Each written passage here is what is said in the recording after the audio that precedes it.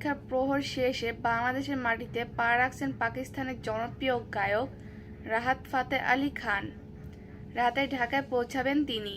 শনিবার 21শে December charity show echoes of revolution কনসার্টে গাইবেন তিনি।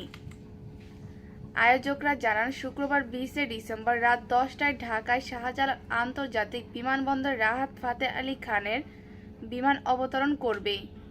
জুলাই গণ অভ্যুত্থানে আহত ও নিহতদের সাহায্যার্থে আয়োজিত এই কনসার্টে রাহাত ফাতে আলী খান বিনা পারিশ্রমে তার জনপ্রিয় গানগুলো পরিবেশনা করবেন। তার সঙ্গে কনসার্টে আরও গান গাইবেন জনপ্রিয় দেশীয় ব্যান্ড আর্টসেল, চিরকুট, আফটারম্যাথ এবং সিলসিলার শিল্পীরা। এর বাইরেও জনপ্রিয় র্যাপ সঙ্গীত শিল্পী সেজান ও হান্নানের পরিবেশনাও থাকছে এ কনসার্টে। সঙ্গীত ছাড়াও কনসার্ট ইভেন্টে জুলাই বিপ্লব সংক্রান্ত গ্রাফিতি প্রদর্শনী, মঞ্চনাটক এবং মুগ্ধ ওয়াটার জোন সহ আরও বিভিন্ন কর্নার থাকবে।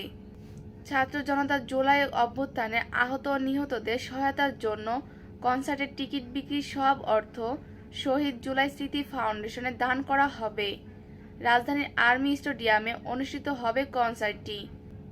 কনসার্টের টাইটেল স্পন্সর প্রাইম ব্যাংক।